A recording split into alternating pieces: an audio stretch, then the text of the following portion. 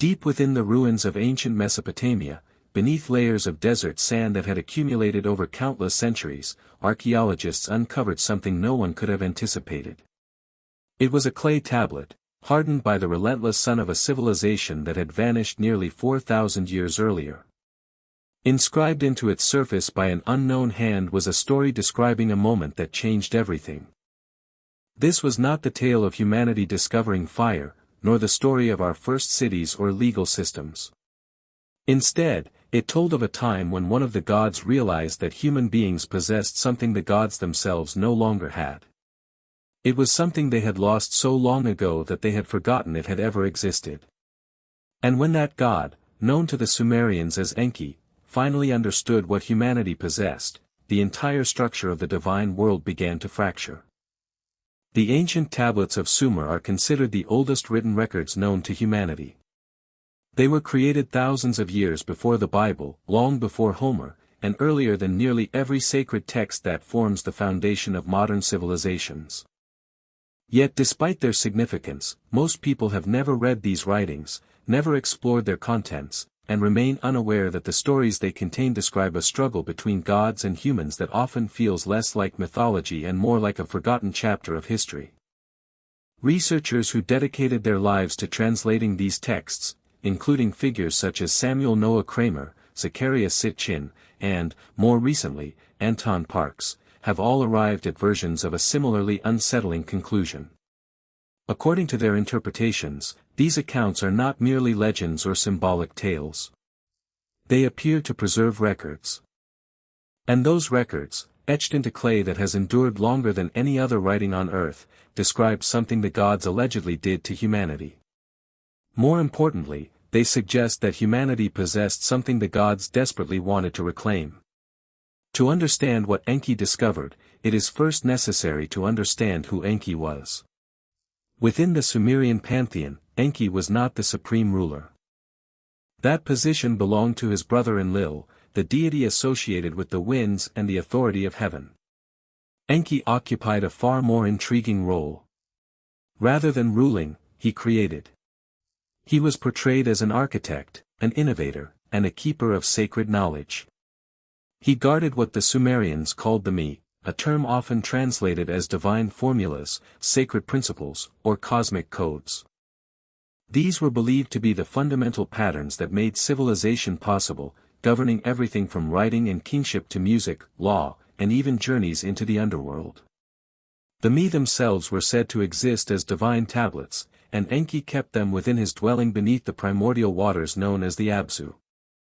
In the surviving texts, he consistently appears as the most intelligent, curious, and inquisitive of the gods, the one who simply could not resist exploring beyond established boundaries. The creation story that matters here is not the version most people know today. It is not the account found in Genesis, although once the similarities become apparent, they are difficult to ignore. Ancient Sumerian texts such as the Atrahasis Epic and the Eridu Genesis describe a situation that resembles a labor crisis that eventually escalated into a cosmic event. According to these accounts, the gods known as the Anunnaki came to Earth. While details vary slightly between surviving versions, the central theme remains remarkably consistent. They came seeking resources. More specifically, the tablets repeatedly mention gold. The Anunnaki allegedly required vast quantities of it, and obtaining those quantities demanded an extraordinary amount of labor. For immense stretches of time, periods that far exceed recorded human history, the burden of that work fell upon a lower-ranking group of gods known as the Igigi. The texts describe them mining, digging, and moving enormous amounts of earth. According to these accounts, they carried out this exhausting labor until they could no longer endure it. Eventually, after what the tablets describe as 40 periods of hardship and suffering, the Igigi rebelled. Faced with this crisis, Enki proposed a solution that remains one of the most striking passages in the ancient texts. Instead of forcing gods to continue the work, he suggested creating a new being. Not another god. Something entirely different. A worker capable of carrying the burden so the gods no longer had to. The term used in the tablets is Lulu, often translated as the Mixed One. This being would be formed from a combination of divine essence and earthly clay. The texts are surprisingly specific in describing this process. Rather than presenting it as symbolism, they describe what appears to be a deliberate act of creation. In the Atrahasis Epic, the procedure involves the blood of a god combined with earthly material, merging divine intellect and physical substance. Enki and the mother goddess Ninhursag, who is also referred to in some translations as Mami, are described as carrying out this work after a series of preparations and ceremonies. The language used in these passages often sounds less like religious ritual and more like a carefully structured procedure. The outcome of that process was humanity. Human beings were created, engineered, and designed to replace divine labor with human labor. Just as importantly, they were intended to remain limited and controllable, restricted to the purpose for which they had been made. Among the many surviving Sumerian and Akkadian writings exists a category scholars identify as wisdom literature. These texts go beyond recounting myths. Instead, they explore philosophical ideas and preserve conversations between divine beings, offering insight into how those beings supposedly viewed their own actions. One particularly intriguing text survives only in fragments scattered across museum collections, including holdings in the British Museum and the Penn Museum in Philadelphia. Within those surviving sections appears a statement attributed to Enki after he spent time observing the humans he had helped create. Unfortunately, significant portions of the tablet have been lost. The clay fractured in critical places, leaving some lines impossible to translate with certainty. Yet what remains has sparked debate among researchers for decades. The surviving passages seem to suggest that humans possessed something the gods themselves lacked. Even more remarkably, they imply that the gods once had this quality but lost it long before the events described in the tablets. Enki's response is particularly striking. His reaction is not one of celebration or pride. Depending on the translation, his words convey something closer to awe, reverence, or even fear. So what exactly had humanity retained? That question has occupied researchers for generations. By comparing wisdom texts, creation accounts, flood narratives, and stories involving figures such as Adapa, a recurring pattern begins to emerge. The answer points toward something deceptively simple. Human beings appear to have retained the capacity for a particular kind of inner experience. The texts describe it as a connection to an original source, a deeper origin that existed before the arrival of the Anunnaki and before the universe took the form described in these ancient records. Meanwhile, the gods had become increasingly absorbed in hierarchy, duty, technology, and the functioning of their civilization. Over time, this connection appears to have weakened within them. It had become dormant. Then they looked at humanity, beings fashioned from clay and divine essence, and discovered that the connection was still alive. Adapa plays a crucial role in this mystery. Unlike humanity as a whole, Adapa is presented as a specific individual. The texts describe him as the first among the sages known as the Apkallu, humans who possessed exceptional wisdom. Enki favored Adapa and personally instructed him, granting access to knowledge that was not meant to pass between gods and humans. The story eventually leads Adapa to heaven itself. After an incident in which he breaks the wing of the south wind, an event many scholars interpret symbolically, he is summoned before the supreme god Anu. The expectation throughout the narrative is that Adapa will be punished for his actions. Instead, something unexpected happens. When Anu sees him, he is astonished. The language used in the text suggests recognition rather than condemnation. Anu appears to notice something extraordinary. Turning toward Enki, who is also present, he effectively asks a question that echoes throughout the narrative. Why does this human possess what he possesses? The crucial section of the tablet is damaged, leaving part of the exchange incomplete. Even so, the meaning remains surprisingly clear. Anu sees something in Adapa that forces him to reconsider the very purpose of humanity's creation. At this point, the story introduces the food of life and the water of life. Anu offers both to Adapa. Yet before the journey, Enki had warned him not to accept any food or drink offered in heaven. He claimed that what would be presented was actually the food of death. Trusting Enki's warning, Adapa refuses. He neither eats nor drinks. Before continuing, it is important to note that the events that follow become even more unsettling. Many of the details surrounding these tablets, including their catalog numbers, translated passages, astronomical references, and proposed interpretations, are too extensive to fully explore within a single narrative. Whether Enki was protecting Adapa or preventing him from obtaining something remains one of the greatest unresolved questions in the story. Some view his actions as a betrayal. Others see them as an act of protection. What the text makes clear, however, is that the food and water being offered were far more than ordinary nourishment. They were transformative. The tablets describe them as the source of the distinction between mortal and immortal beings. And within the broader context of Sumerian literature, that distinction appears to involve far more than lifespan alone. It points toward a deeper quality of consciousness and inner experience. It is the same mysterious capacity that Enki had already recognized within humanity, and the same capacity that seemed to have faded within the gods themselves. Enki's discovery and the hidden human capacity, Part 2. According to the tablets, the gods did not lose this quality all at once. Instead, the texts gradually build the idea through scattered references and repeated themes rather than a single direct statement. What they seem to have lost was something we might describe as true inner awareness, a genuine interior life that existed independently of status, duty, rank, or the endless demands of divine administration. The gods portrayed in the Sumerian records are constantly occupied.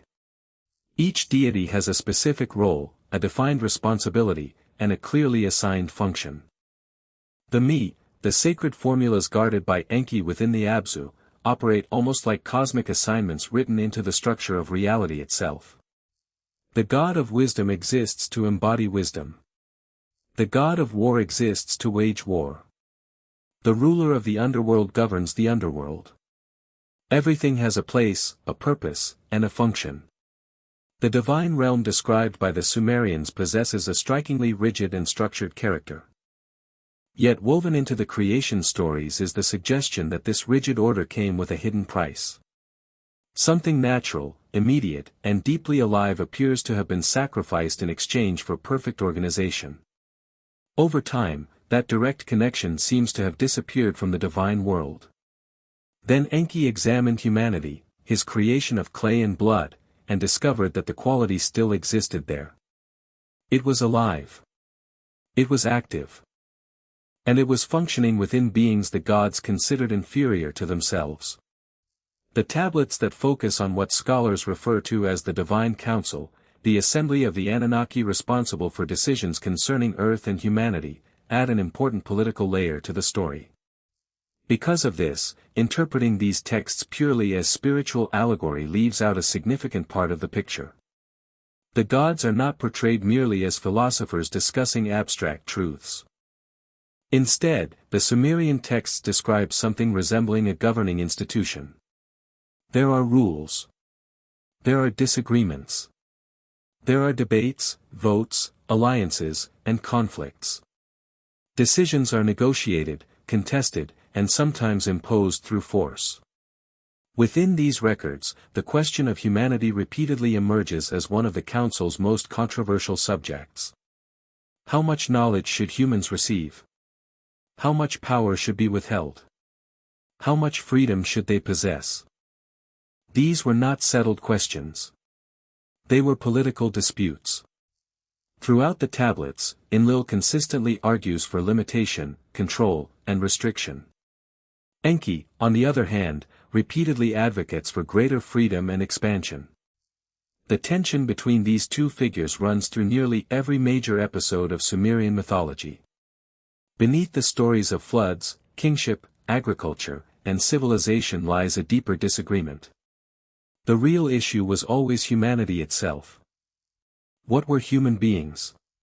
And based on that answer, what were they entitled to receive? According to the tablets, the city of Eridu became the center of a long and complicated relationship between Enki and the humans who gathered around his temple. The texts state quite clearly that Enki taught them. He introduced practical skills and knowledge. He gave them agriculture. He taught craftsmanship. He showed them how to construct permanent settlements. He provided the knowledge of writing and civilization itself.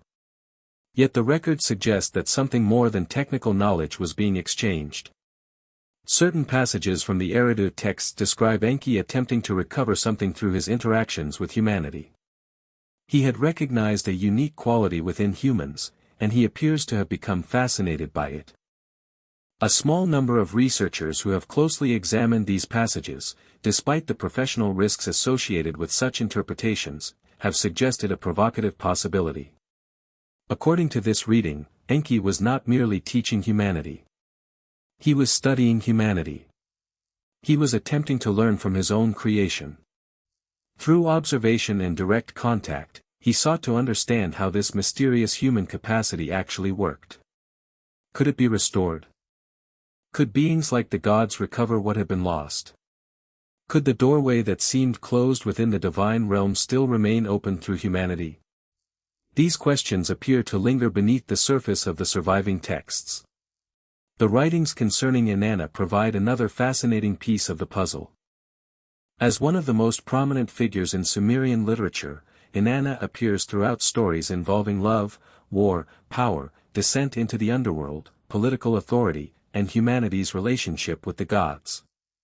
Buried within these texts is a passage that rarely receives attention from popular writers discussing ancient astronaut theories. Yet it exists plainly within academic translations for anyone willing to examine the material. In one account, Inanna confronts Enki within the Abzu. At a certain point, their disagreement turns toward the subject of humanity and the mysterious quality humans possess. According to the text, Inanna views this human capacity as something useful. Something valuable. A resource. From her perspective, it should be utilized just as labor, wealth, or gold would be utilized. It should serve the needs of the divine order. Enki takes a different position.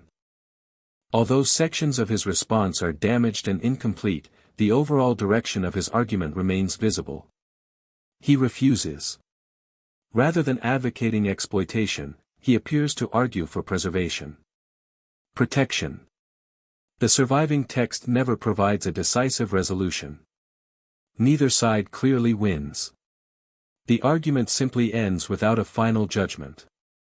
Yet the existence of the debate itself is significant. Two major figures within the Sumerian pantheon are shown openly disagreeing about how humanity should be treated and how the unique quality carried by humans should be handled. That detail alone sits uneasily beside the conventional interpretation of these stories as simple myths about gods controlling human destinies. The concept of the soul, usually associated with much later religious traditions, appears in Sumerian literature in a form that is both older and considerably stranger. The closest equivalent to a soul in Sumerian thought is found in concepts such as the Giddim, often understood as the spirit of the dead.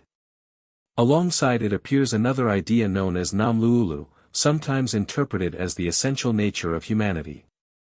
Importantly, these concepts are not identical to the divine essence described elsewhere in the tablets. The texts treat them as distinct.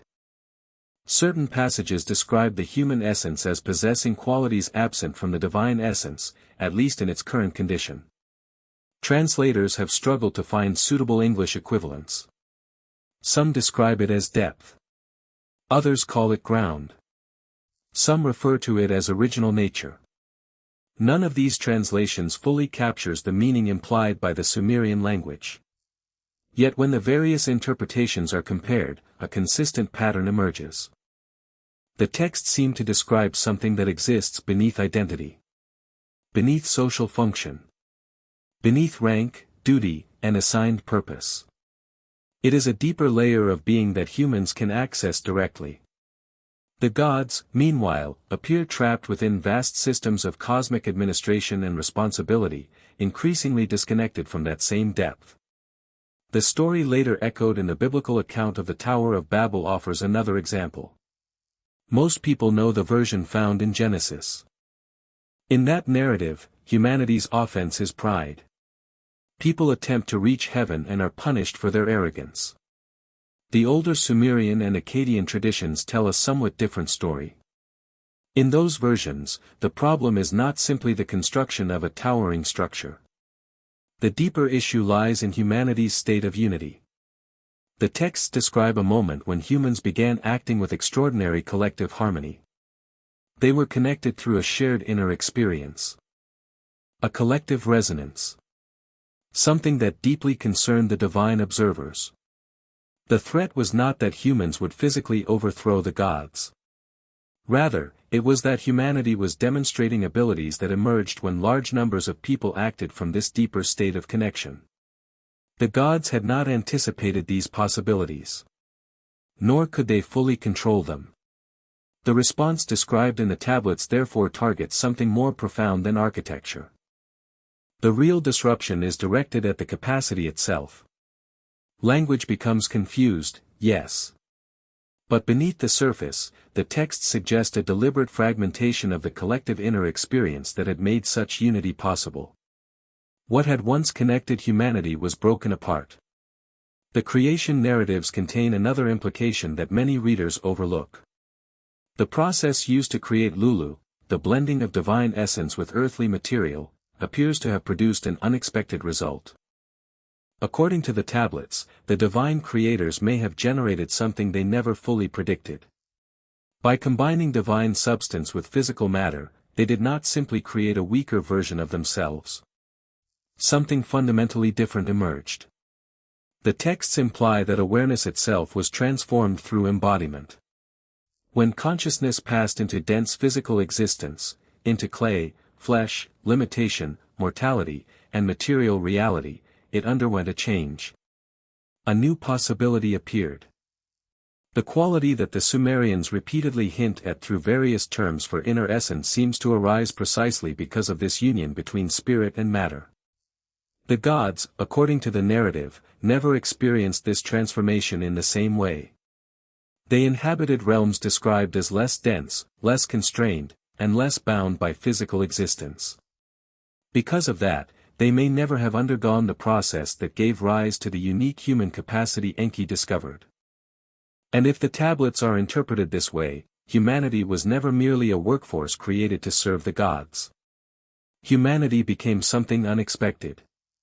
Something the creators themselves did not fully understand. Something that possessed a quality they could no longer find within themselves. Enki's Discovery and the Forgotten Human Secret, Part 3. According to the interpretation suggested by these texts, the gods had not actually forgotten what this mysterious quality was. Rather, they had never experienced it in the way humanity would come to experience it. So when Enki looked upon the beings he and Ninhursag had fashioned from clay, blood, and the concentrated essence of a sacrificed divine being, he was witnessing the result of a transformation that the gods themselves could not undergo. Humanity had crossed a threshold that existed beyond the reach of the divine realm. One detail from the creation narratives deserves special attention because it is often overlooked in popular retellings.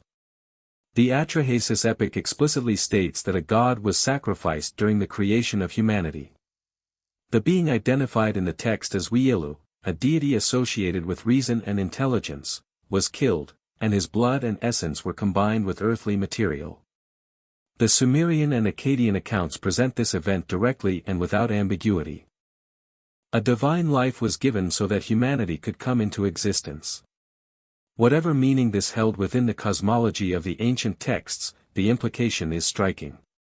The quality that Enki later recognized within humanity was not merely symbolic. Its origin was described as genuinely divine.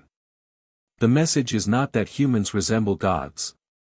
The message is that a specific divine attribute was transmitted into humanity through a specific act. And once it entered the human lineage, it changed. It evolved into something new. What had once existed in the divine realm took on a different character after passing through the experiences of embodiment, limitation, struggle, and mortality. One of the most fascinating examples of this theme appears in the Descent of Inanna, among the most studied and enigmatic texts of ancient Sumer. The story follows Inanna as she journeys through the 7 gates of the underworld. At each gate she is required to surrender a symbol of divine authority, a garment, a jewel, a crown, or another emblem of power. With every step, another layer of identity is stripped away. By the time she reaches the heart of the underworld, she stands deprived of everything that once defined her as a goddess. For generations, scholars, poets, and mystics have debated the meaning of this descent. Yet when viewed alongside the other texts concerning humanity and the lost divine quality, the story takes on an entirely different significance. It begins to resemble a deliberate attempt by a god to experience what humans encounter naturally through mortality and incarnation. Inanna voluntarily undergoes a process that humans cannot avoid. She systematically sheds power, status, and divine identity in an effort to reach something deeper beneath them all. The journey appears to be an attempt to rediscover a form of awareness that can only emerge when every role and every title has been removed. When nothing remains except consciousness itself. According to the text, the attempt nearly destroys her. She does not survive the experience unaided. The tablets state that she dies and must later be restored to life. Yet the fact that she undertakes the journey at all is significant. One of the most powerful figures in the Sumerian pantheon willingly risks everything in pursuit of whatever lies beyond the complete loss of divine identity. The implication is difficult to ignore. The gods considered that hidden reality to be genuine. They believed it existed. And they believed it was worth any sacrifice required to reach it. Human beings, meanwhile, appeared to possess access to it simply by existing as humans. On its own, this interpretation could easily be dismissed as philosophical speculation. It might be viewed as poetry, symbolism, or metaphor. But the argument becomes more compelling because of the remarkable consistency found across the surviving tablets. If the stories were merely imaginative myths invented to explain natural events, we would expect them to change dramatically over time. We would expect contradictions, shifting details, and evolving narratives. Instead, the Sumerian records display a surprising level of continuity. They are unusually precise. They describe specific places, specific individuals, specific relationships, specific procedures. Names remain consistent. Events remain connected. Motivations remain recognizable even across texts written centuries apart. The account of humanity's creation in the Atrahasis Epic does not merely resemble the creation narrative found in the Eridu Genesis. The two accounts reinforce one another. The same figures appear. The same process is described. The same outcome is recorded. Different scribes, writing in different periods, preserve essentially the same sequence of events. That pattern resembles historical record-keeping more than the gradual evolution typically associated with mythology. Following the flood narratives, Enki's role becomes even more revealing. Rather than withdrawing from humanity, he continues to intervene. He continues to teach. He continues to pass knowledge to selected individuals. The texts repeatedly mention the Apkallu, the legendary sages who existed before the flood, as well as priests, scholars, and royal advisors who came afterward. Through them, Enki appears to preserve a body of knowledge intended to help humanity reconnect with what it already carries within itself. Viewed through this lens, the mystery traditions that later appeared across the ancient world take on a new meaning. The initiatory schools of Sumer, Egypt, Greece, and other civilizations can be seen as part of a single long effort. An ongoing attempt to preserve the understanding of what humanity truly is. And perhaps an attempt to teach people how to access the deeper capacity hidden within them. In this interpretation, Enki's work becomes a project spanning generations. A continuous effort to keep a door open that other forces repeatedly tried to close. He had discovered something unexpected. When he examined his creation, beings made from clay, blood, and divine essence, he found a living quality that had become buried within the divine realm itself. The tablets describe his reaction as astonishment. When that realization is carried forward into later stories, many of Enki's actions begin to look different. His protection of humanity. His willingness to share knowledge. His repeated opposition to Enlil's efforts to impose greater control. All of it can be interpreted through a new perspective. Perhaps Enki was not simply protecting workers. Perhaps he was protecting something unique. Something that could not be recreated through technology, authority, or divine power. Something that emerged unexpectedly during the act of creation itself.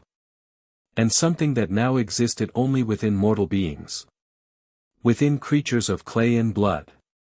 Within humanity. Even today, the story remains unfinished. Thousands of tablets have been translated, but many more remain fragmented, damaged, or undeciphered. New pieces continue to emerge from museum collections and archaeological excavations. The record is incomplete. Future discoveries could alter the picture significantly. Yet the material currently available, assembled through decades of translation, comparison, and scholarly analysis, forms a coherent enough narrative to raise a profound question. If the oldest surviving written records consistently describe a moment when divine beings created humanity and then discovered that humanity possessed an unexpected quality they themselves lacked, what are we meant to do with that idea? The tablets themselves do not provide an answer. That was never their purpose. They present events. They record conversations. They preserve narratives. And they do so with a level of specificity that suggests their authors believed they were documenting history. Whatever Enki recognized in humanity appears to have been obscured many times since those tablets were first pressed into clay. It has been hidden beneath layers of religion that emphasized human insignificance before an all-powerful deity.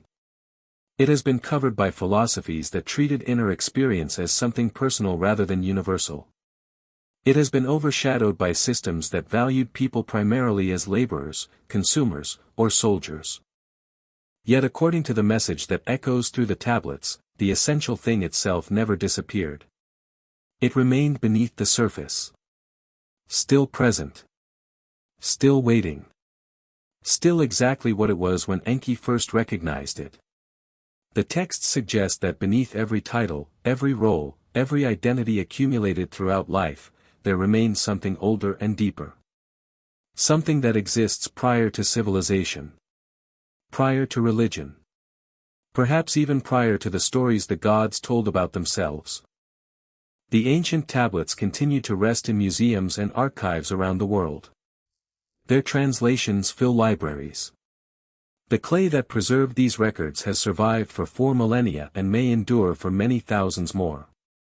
Whatever the scribes of ancient Sumer believed was important enough to preserve in the most durable medium available to them remains accessible today.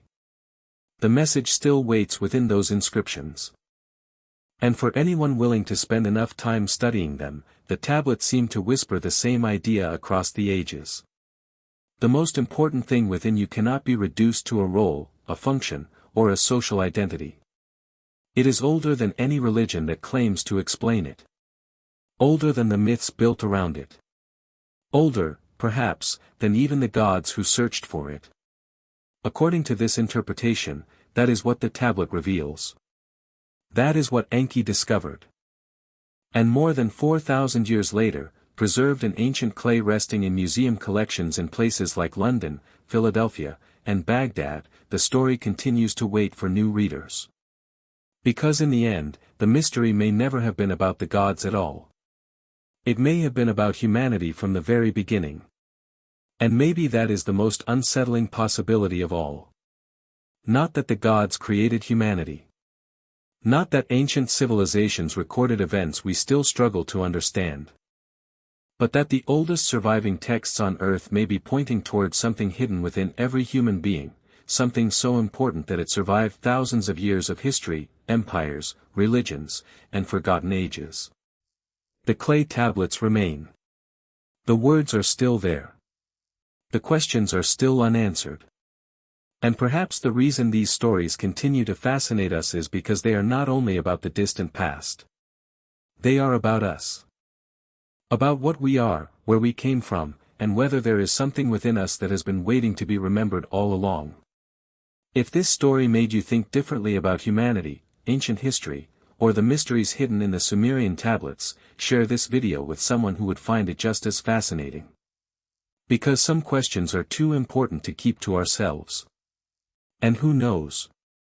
The next person who watches this may notice a piece of the puzzle that everyone else has missed. Share the video, and let the conversation continue.